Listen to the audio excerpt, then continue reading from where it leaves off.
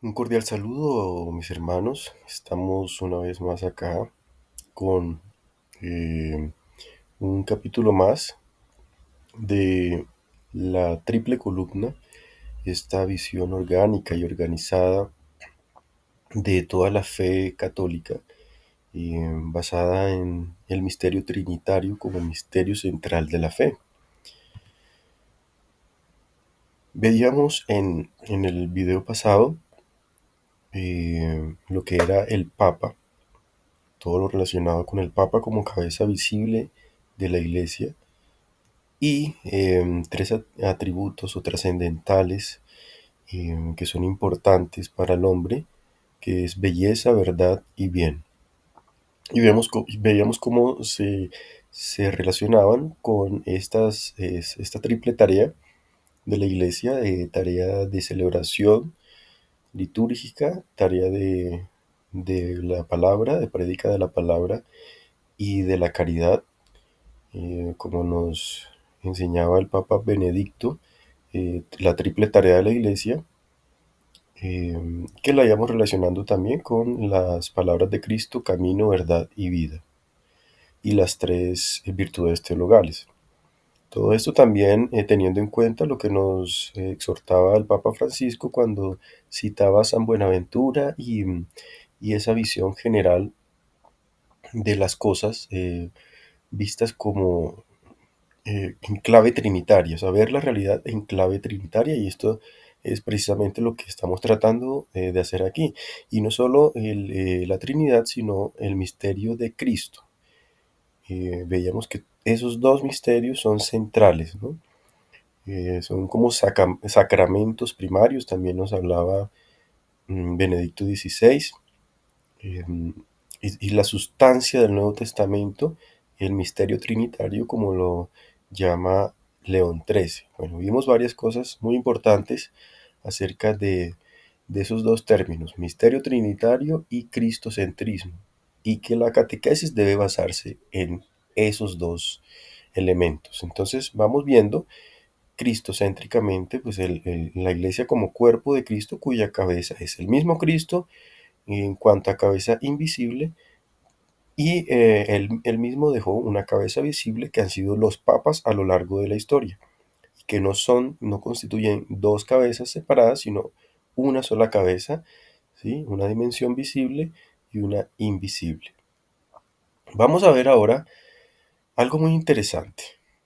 Es esta imagen que vemos acá de los tres arcángeles y dos triadas de cualidades divinas. Esto es muy importante porque en la tradición cristiana pues nos han presentado estos tres protagonistas, ¿sí? San Miguel, San Gabriel y San Rafael.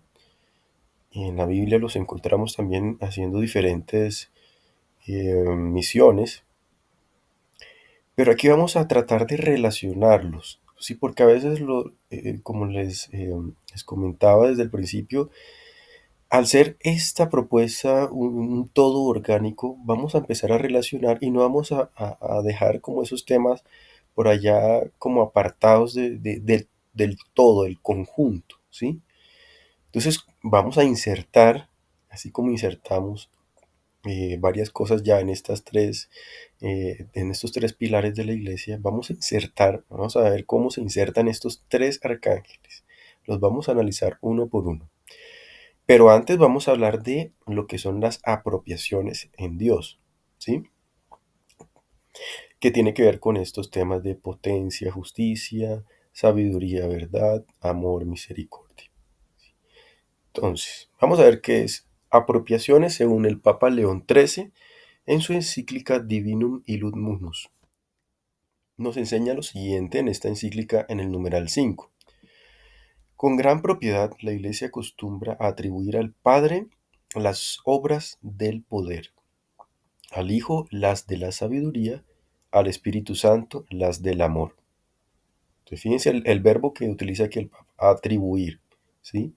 Se atribuye, se apropia, ¿ok? Sigue diciendo el Papa, no porque todas las perfecciones y todas las obras ad extra no sean comunes a las tres divinas personas, pues indivisibles son las obras de la Trinidad como indivisa es su esencia.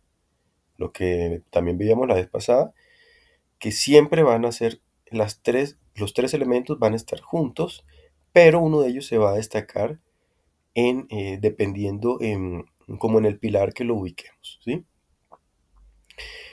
Porque así como las tres personas divinas son inseparables, sigue diciendo León XIII, así obran inseparablemente, sino que por una cierta relación y como afinidad que existe entre las obras externas y el carácter propio de cada persona, se atribuyen a una más bien que a las otras, o como dicen, se apropian. Entonces de ahí viene el término apropiaciones. Así como de la semejanza del vestigio o imagen hallada en las criaturas nos servimos para manifestar las divinas personas, así hacemos también con los atributos divinos. Y la manifestación deducida de los atributos divinos se dice apropiación.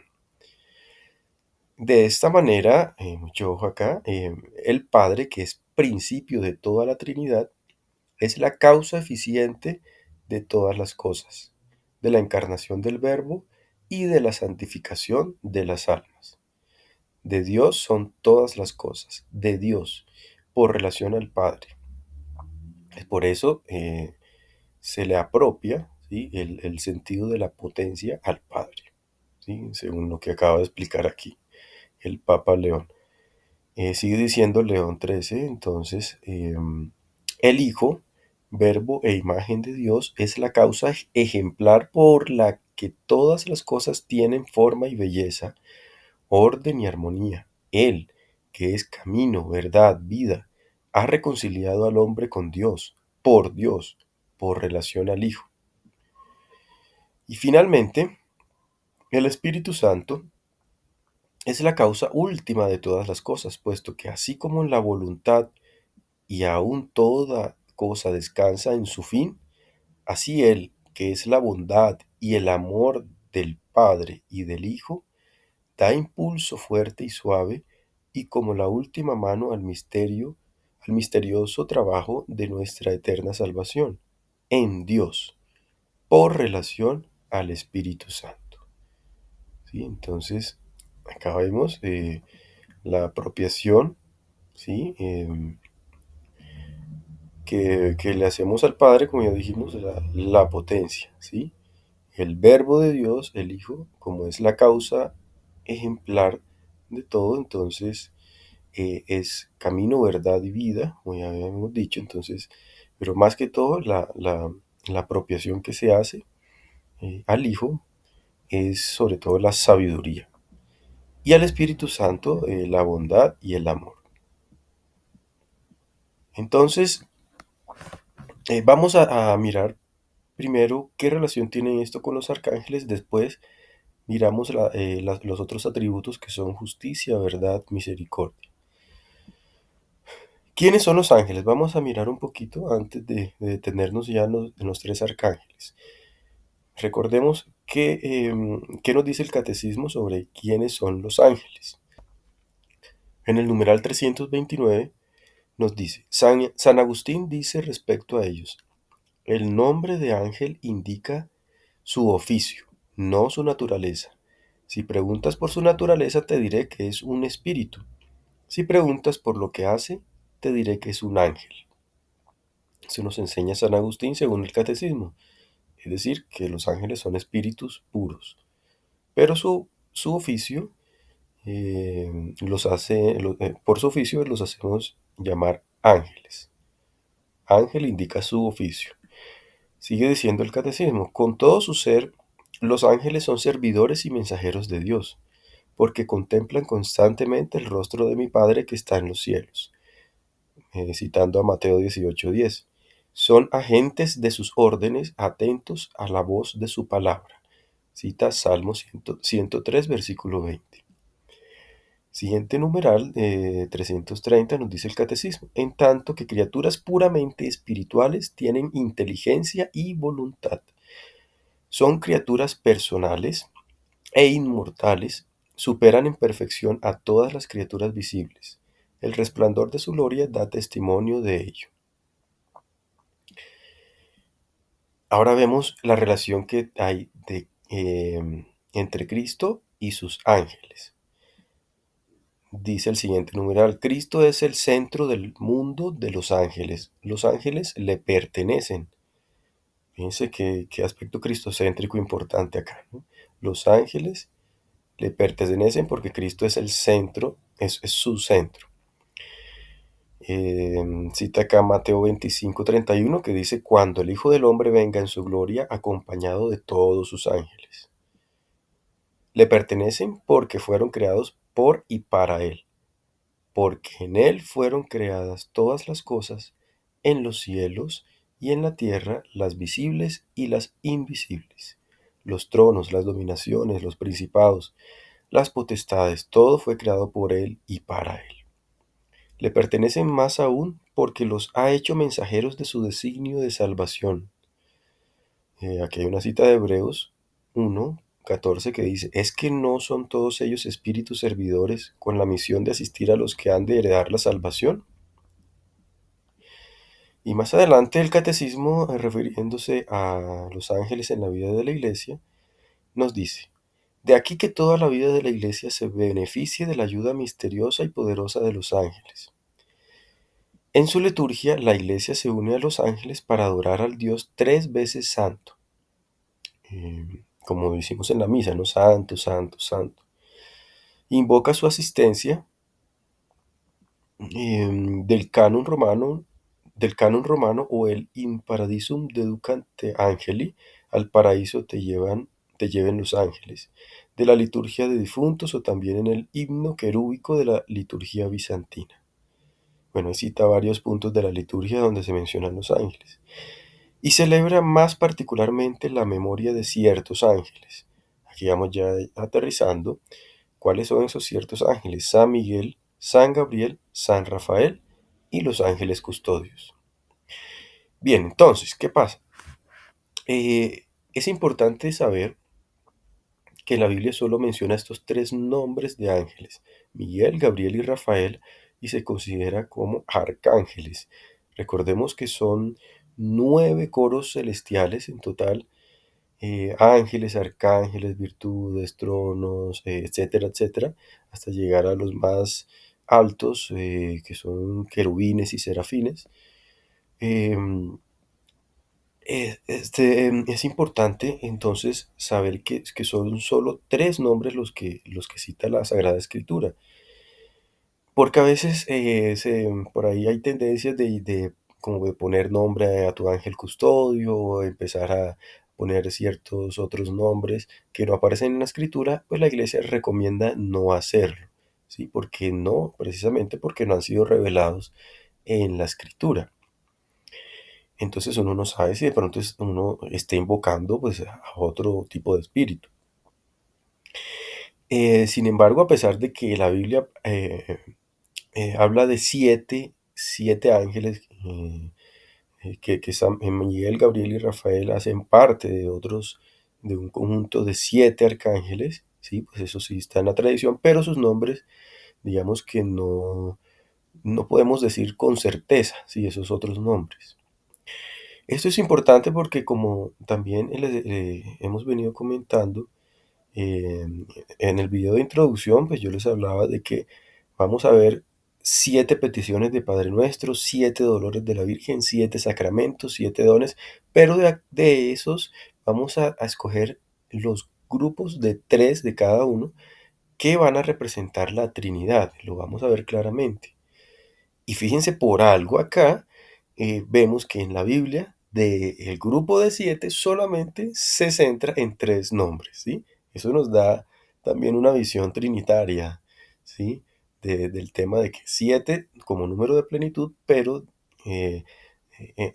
o dentro del cual podemos separar un subgrupo de 3 que va a representar siempre la Trinidad. Entonces vamos con cada uno. Primero, comencemos con San Miguel. Y vamos a basarnos mucho en una tradicional oración que se llama Conjuración a los Santos Ángeles, en la cual dice, San Miguel Arcángel, tú eres el príncipe de las milicias celestiales, el vencedor del dragón infernal.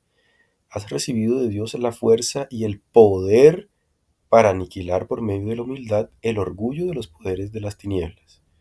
Fíjense acá cómo la oración va mostrando la tendencia de cada arcángel, ¿no? Habla de fuerza y poder, por eso San Miguel se relaciona con la potencia.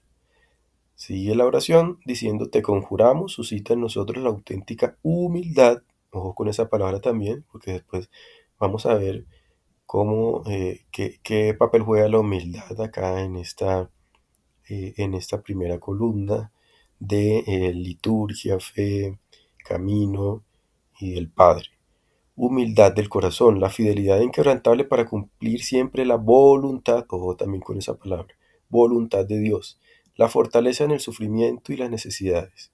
Ayúdanos a subsistir delante del tribunal de Dios, es decir, el tribunal de justicia.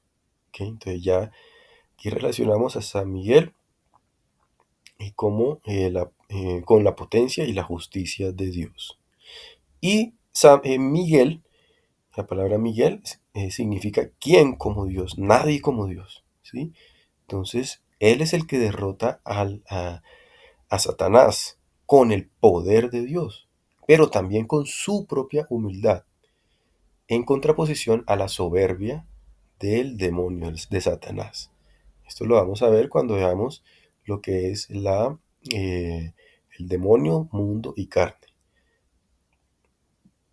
San Gregorio Magno nos dice, por esto, cuando se trata de alguna misión que requiera un poder especial, es enviado Miguel. Fíjense que San Gregorio aquí nos refuerza que San Miguel está relacionado con el poder, dando a entender por su actuación y por su nombre que nadie puede hacer lo que solo Dios puede hacer.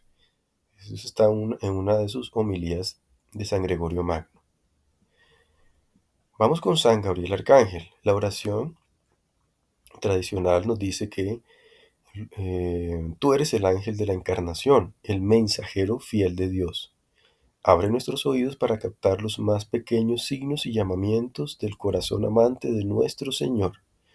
Permanece siempre delante de nuestros ojos. Te conjuramos para que comprendamos correctamente la palabra de Dios y la sigamos y obedezcamos, y para cumplir aquello que Dios quiere de nosotros. Y termina diciendo, haznos vigilantes en la espera del Señor, para que no nos encuentre dormidos cuando llegue. Entonces aquí vemos claramente cómo todo se remite al Señor, porque Gabriel fue el ángel de la anunciación del Señor. Entonces todo va relacionado con la segunda persona, con el Verbo de Dios, ¿sí? No solo con su encarnación, no solo con su palabra, ¿sí? Que Él es la palabra de Dios, el Verbo de Dios, ¿sí? Pedimos a San Gabriel que nos ayude a comprender la palabra de Dios. Y también en la segunda venida, porque San Gabriel aparece también en el libro del profeta Daniel, avisándole las semanas que faltan para la segunda venida de Jesús. Y otro como dato curioso también, la palabra Gabriel etimológicamente significa hombre de Dios o Dios es mi fortaleza. También se relaciona un poco con la potencia, pero potencia de Dios en cuanto a la encarnación, porque solo Dios pudo hacer un milagro de ese tipo, ¿no? De todo un Dios encerrarse en un hombre, ¿sí? En un cuerpo humano. Entonces, pero lo curioso aquí es que dentro de esa etimología aparece hombre de Dios. Entonces, fíjense ustedes cómo un espíritu puro, un ángel, puede ser llamado hombre de Dios. Claro, si lo vemos así, como lo estamos viendo, Gabriel relacionado con esa encarnación del Hijo de Dios, entonces Dios hecho hombre, o el Hijo del Hombre, también como se le llama a Jesús, entonces ya cobra sentido, hombre de Dios, si se relaciona con ese ser eh, humano que toma la segunda persona de la Santísima Trinidad. Y San Rafael Arcángel, la oración a él dirigida dice así: tú eres el mensajero del amor de Dios. Ahí enseguida vemos cómo se relaciona con el amor. Te conjuramos, hiere nuestro corazón con un amor ardiente por Dios, y no dejes que esta herida se cierre jamás, para que permanezcamos sobre el camino del amor de nuevo en la vida diaria y venzamos todos los obstáculos por la fuerza de este amor. 4 veces aquí la palabra amor, entonces no hay duda de que San Rafael es el ángel del amor. Y también, pues obviamente, bíblicamente, la historia de San Rafael en la Biblia, en el libro de Tobías, cómo él se encarga de unir a Tobías con su esposa, cómo derrota el demonio de la impureza que es Asmodeo. Entonces, todo eso también va relacionado mucho con la castidad, que también lo vamos a tener en cuenta cuando hablemos de ese tema. Y en otra oración, San Rafael es llamado protector de la limosna, del ayuno y de la oración. 3 temas también que lo vamos a ver que están relacionados con la caridad, los mandamientos, con ese tercer pilar. Bueno, entonces, ahora vamos a ver, bueno, también es importante una homilía de Benedicto XVI, donde nos amplía un poco este tema que dice: Gabriel llama a la puerta de María y a través de él Dios mismo pide a María su sí a la propuesta de convertirse en la madre del Redentor, de dar su carne humana al Verbo eterno de Dios, al Hijo de Dios.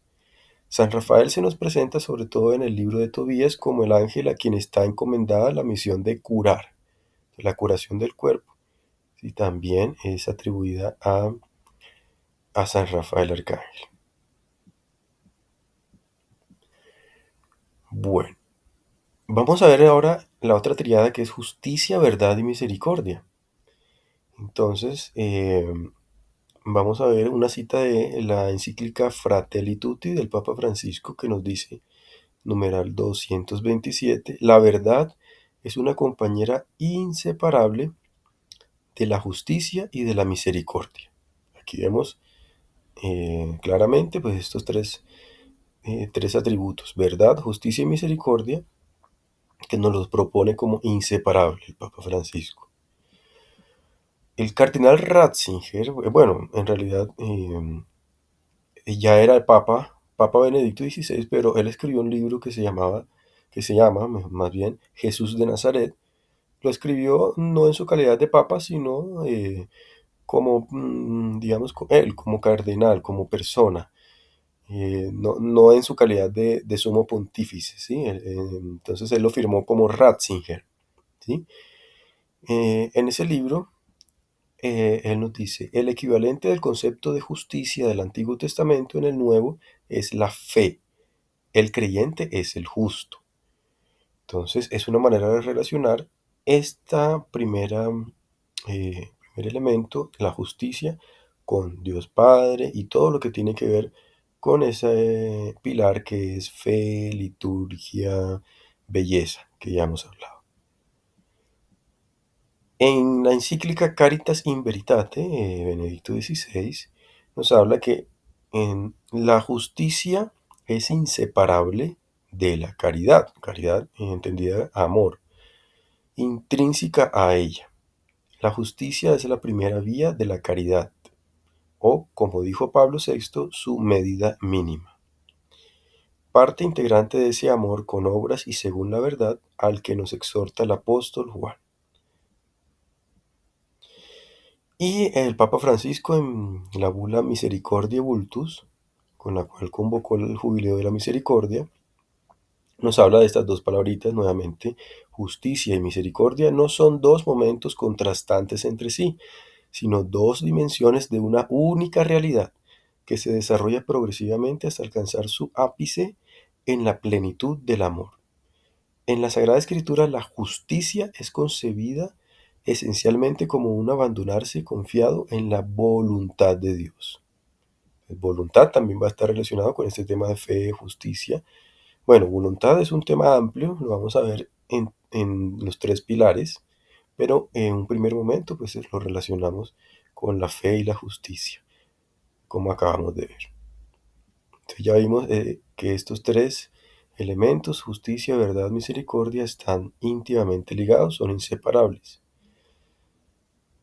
Mientras que el Catecismo en el 1040 nos dice que el juicio final sucederá cuando vuelva Cristo glorioso. Solo el Padre conoce el día y la hora en que tendrá lugar. Solo Él decidirá su advenimiento.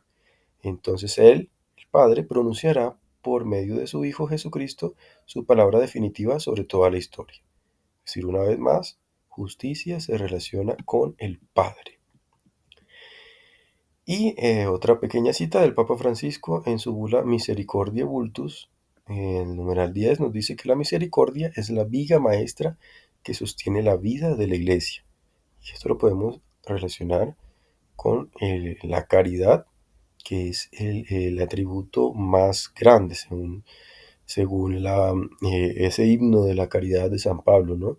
Si yo tengo dones y hablo en lenguas y hago milagros, pero no tengo amor, no soy nada. Y en la encíclica Lumen Fidei, el Papa Francisco nos dice, solo en cuanto está fundado en la verdad, el amor puede perdurar en el tiempo, superar la fugacidad del instante y permanecer firme para dar consistencia a un camino en común. Si el amor no tiene que ver con la verdad, está sujeto al vaivén de los sentimientos y no supera la prueba del tiempo. El amor verdadero, en cambio, unifica todos los elementos de la persona y se convierte en una luz nueva hacia una vida grande y plena. Sin verdad, el amor no puede ofrecer un vínculo sólido, no consigue llevar al yo más allá de su aislamiento ni librarlo de la fugacidad del instante para edificar la vida y dar fruto. Si el amor necesita la verdad, también la verdad tiene necesidad del amor. Amor y verdad no se pueden separar. Sin amor, la verdad se vuelve fría, impersonal, opresiva para la vida concreta de la persona. Bueno, en fin, aquí pues profundiza las relaciones intrínsecas que hay entre amor y verdad.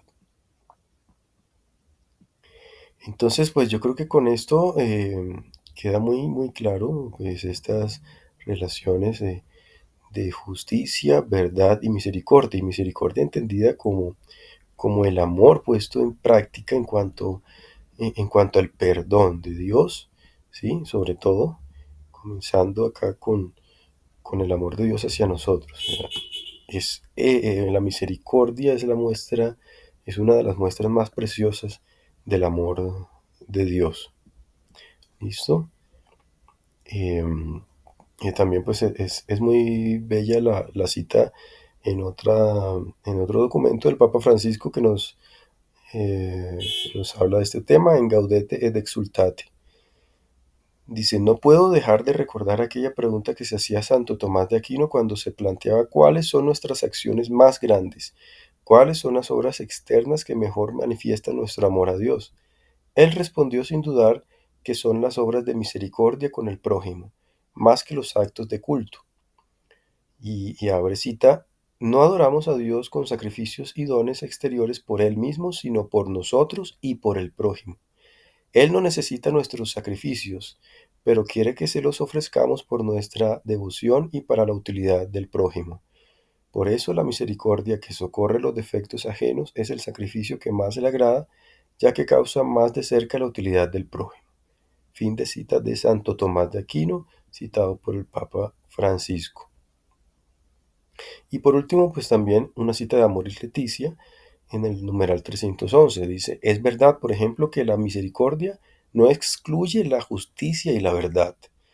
Pero ante todo tenemos que decir que la misericordia es la plenitud de la justicia y la manifestación más luminosa de la verdad de Dios, como acabamos de ver también en la cita de Santo Tomás de Aquino. Pero es importante que este tema de no separar, ¿no? Porque no podemos decir, como Dios es misericordioso, entonces no importa hacer esto, no. O sea, siempre tenemos que unirla a la verdad y a la justicia de Dios, ¿sí? Entonces esto es muy importante porque empezamos a comprender cuál es el sentido de esta triple columna eh, que nos da el equilibrio necesario en todo, ¿sí? O sea, pensar que los elementos van agrupados así tres cosas que no se pueden separar, porque si uno las separa, entonces se producen desequilibrios. Entonces ya entendemos, ¿sí? Por qué todo sabiamente Dios lo quiso crear a esa imagen suya trinitaria, ¿sí? Entonces, si separamos amor de verdad o verdad de amor, o sea, siempre vamos a terminar tergiversando realmente el espíritu evangélico, ¿sí? Que Dios quiere que en todo tengamos. Ese sano equilibrio siempre entre tres aspectos. Y eso nos lo enseña muy bellamente Santa Teresita del Niño Jesús, una gran doctora de la Iglesia, que nos, eh, que ella pues con su confianza infinita en su misericordia, bellamente hablaba de, eh, del abandono en esa misericordia. Y hay un pasaje que quiero leerlo de ella textualmente porque es muy iluminador también en este aspecto. Decía Santa Teresita: a mí me ha dado su misericordia infinita y a través de ella contemplo y adoro las demás perfecciones divinas. Fíjense, a través de la misericordia, Santa Teresita observaba todo. Entonces, sigue diciendo ella, todas se me presentan radiantes de amor, incluso la justicia, y quizás esta, más aún que todas las demás, me parece revestida de amor. ¿Sí? Entonces ya uno ve la justicia no como eso terrorífico de Dios, sino que incluso la justicia es amor, la verdad es amor, pero también la misericordia es justicia, es verdad, y la verdad es misericordia. O sea, todo está íntimamente unido, ¿sí? No podemos separar esas tres cosas. Igual la potencia, la sabiduría y el amor. Entonces, hay que tener en cuenta, bueno, aquí San Rafael pues está obviamente re- relacionado con el amor, eh, e indirectamente pues con la misericordia, ¿no? Como ya dijimos, ese vínculo que hay entre misericordia y amor. Entonces hemos terminado por hoy esta enseñanza de los tres arcángeles, qué relación tienen directamente con las personas divinas y con algunas de sus apropiaciones, que son sus funciones en la creación. O sea, ese ad extra quiere decir cuando Dios actúa fuera de sí mismo en la creación y a través de sus atributos divinos y valiéndose de sus ángeles que son sus mensajeros. Em, hay algo también importante que se me pasaba y es el orden con que uno tradicionalmente presenta estos arcángeles, y lo hemos visto en la oración tradicional de conjuración a los santos ángeles o súplica ardiente. Se presenta primero San Miguel, San Gabriel y San Rafael. Eso yo creo que tampoco no es gratuito, ¿no? Sino que para mí pues es un reflejo de ese mismo orden divino de las tres personas, Padre, Hijo y Espíritu Santo, ¿sí? Entonces, la próxima ya veremos otra, estos son como las bases todavía. La vez pasada, este capítulo, el próximo vamos a ver esa triple columna teologal, la he llamado. Eh, Vamos a ver cómo Pedro, Santiago y Juan se relacionan con ya las tres virtudes teologales y todo basado en el Evangelio. También es un tema muy interesante. Con esto vamos formando las bases de esos tres pilares que vamos a ver después, ya con detalle, lo que es la liturgia, la revelación y la caridad. Muchas gracias, Dios los bendiga.